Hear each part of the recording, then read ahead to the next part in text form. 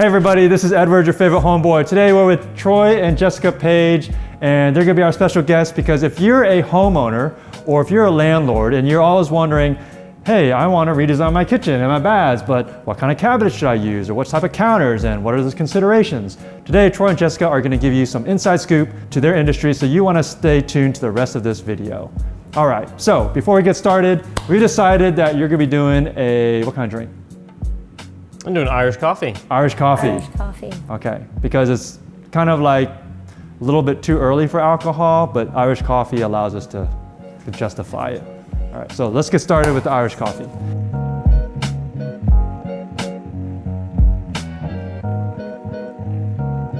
Oh! Might as well just go for it. There's no turning back now. There's no turning back. You got it. There ain't no blooper. I meant to do that.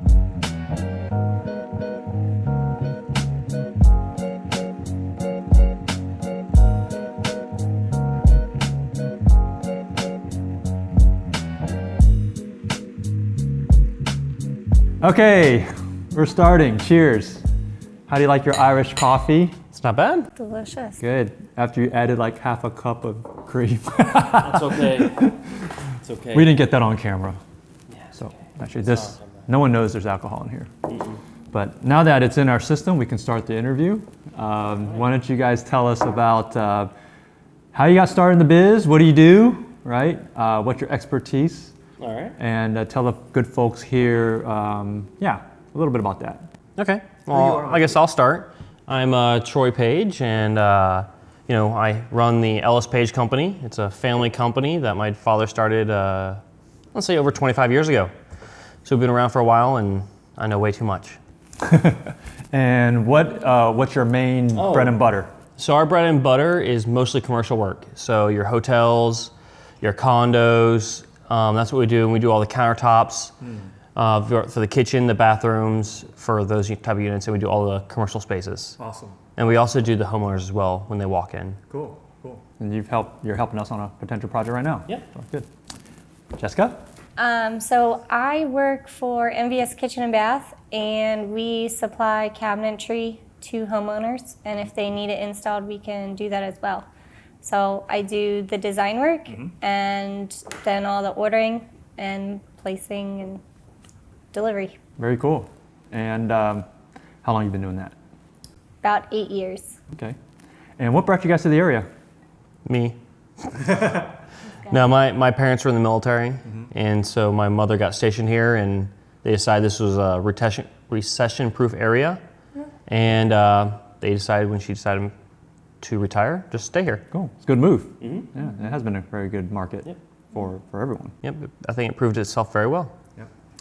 So our audience is mostly individuals who are buying a home to either flip or to invest in for long-term renters, or they might be just self-managing landlords and they want to do work on their own home. So, when it comes to cabinet and countertop considerations, what kind of considerations would you make for your own home? For our own home, I'd also put quartz. Like, we just remodeled our house and we put quartz in our house. It's a great product. You don't have to worry about stains. It's very versatile. So for a rental property, I would definitely put quartz in. That's just my recommendation. And what are the options besides quartz that other people are considering? So the other option is an old one but good one. It's Corian. Or Corian-like products. They're great. I think they're coming back in the commercial world. They are, but residential people still don't like them. Kind of fill out a favor, kind of like a 2000s type of product, right? So Corian went out when quartz went in. Okay. Granite, it has its up and downs. It's always been there. The one thing I would not recommend is marble or light colored stones. Staining. Because of stains, yep.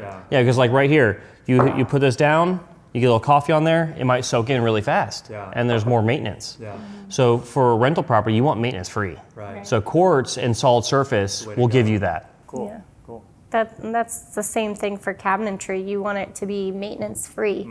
So if you want to sell it, white is very popular, but you don't want to put in a white painted cabinet with renters who they may take care of it, but not like you would as a homeowner. And you always run the risk of bad renters who just trash it. Yeah. And so what would you recommend? I would say a light stained wood. Okay. Because even a dark stain, the stain doesn't go all the way through the wood. Right. So if it chips, you Yeah, might see the marker it. natural wood Yeah. behind. If you have a dark stain or even a paint. Okay. If you do like a natural stain or a lighter stained wood, that's going to help show the wear less. Okay.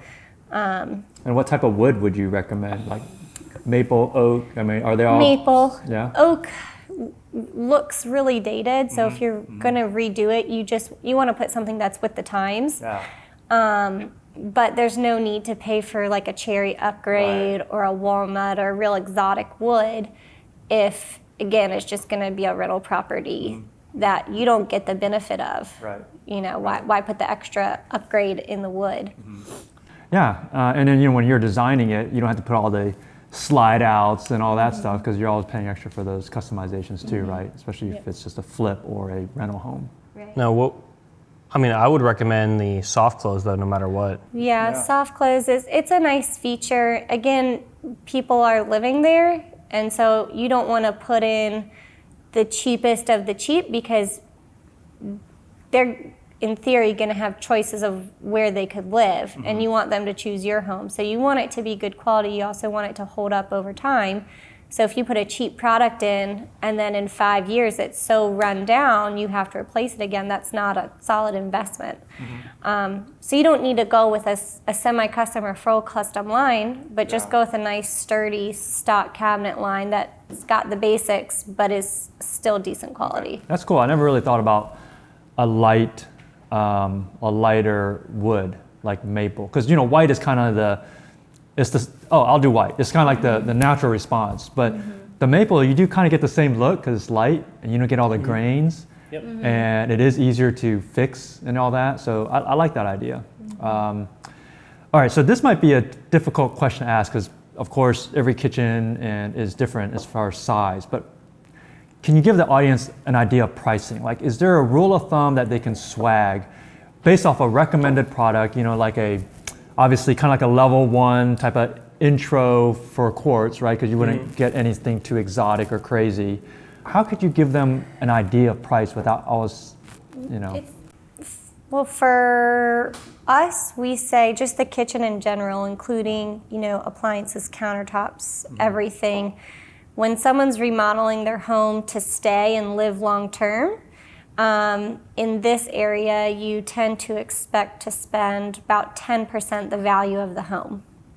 So if you take that number and then you're figuring they might be doing a little bit nicer finishes because they're going to be staying there, that's going to be their long-term home where they live. If you scale it back a little, maybe 7 or 8%. It depends on the contractor you go with, but I would say that would be a good ballpark for the kitchen as a whole, countertops, cabinets. Okay. Flooring, everything. Well, for like a rental home, would you still spend maybe like 7 to 8% of the value of the home? Is that what you're kind of, as far as a ballpark? If you're gutting the whole kitchen, like if it's so run down, you have to replace everything. Right. What about a section like that?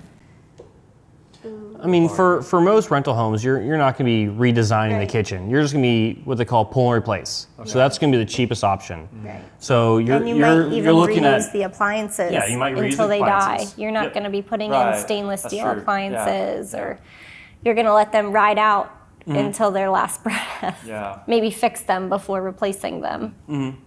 So, I mean, it could even be less than that.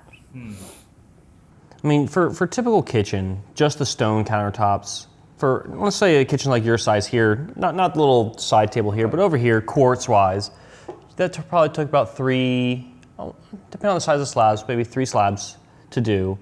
So you're looking at around $4,000, $5,000 just for the stone alone. I'm assuming that looks like Caesar stone to me. You have your top brands. You have LG, Caesar stone, and I also like Del Tile. Those are my top 3 that I personally like. Okay. I have Del Tile in my house just because I like the color they have. Okay. And they both have really great warranties that's with them. Okay. You know, some of these really cheap stones, they don't have warranties, and that really helps. Yeah. Because you don't really know what's made with it. So it might be kind of hard for people to just kind of wing it with price. Do you guys go out there and just give estimates and help people to kind of nail down an estimate for budget reasons? Yeah, I would have to take measurements, and then for pricing, we have a program we can put the kitchen in and select whatever cabinet line it is, the finish, the door style, and then it'll tell us the price. Okay.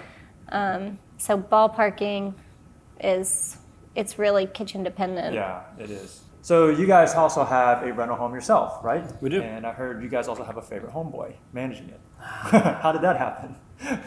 That's a long story. I don't know if we have time for that. Give us the Cliff Notes. We had a property manager.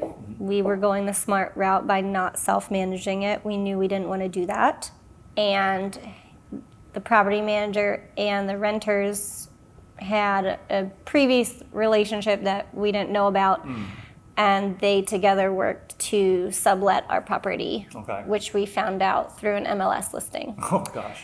So we evicted the tenants, got rid of the property manager, had to put the house, they split the house into two, so we had to set it back to its original state, Okay. take out the kitchen they added in the basement.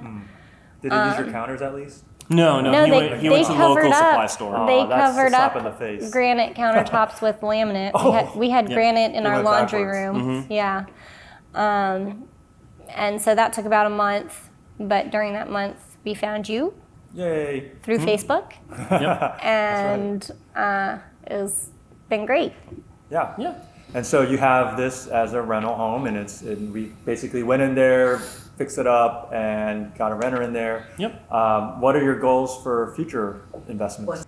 So our future goal for real estate is to potentially have about 6 and for us to retire. 6 rental properties for us to retire. Yeah. So then I don't have to work as hard. Yeah. However many we have, it has to be even so we can split it with the kids. What is it? What is it working? Like, what is it about a long-term rental that's working for you? That you could be, you can say, well, I just want everything in stocks, or I can do. But why real estate? What do you see the benefit for that? Real estate always seems to go up. Yes, it will go down, but it always recovers, and there's something tangible there. Yeah. That's what I like. There's also a limited amount of land Right. in the world, Yeah. really. And, if you have a little piece of it, it's yours. And the residual income. Yeah. Yeah. I mean, we set it and forget it. You worry about it, but Yeah. we set it and It's forget mailbox it. money. Well, the cool thing is it's residual income from the rent, but it's residual wealth building through the appreciation. Yep. That's what's cool about it. Yeah. And the coolest thing is you can't install counters on a stock or cabinets.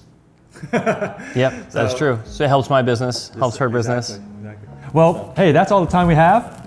Really appreciate you guys joining us, and we're going to put your contact information in the comments, the description over here of this video. And if you're watching this video and you agree or disagree with anything we've said, feel free to comment. If you like this video, give us a thumbs up, and don't forget to subscribe. Again, this is Edward, your favorite homeboy, signing out.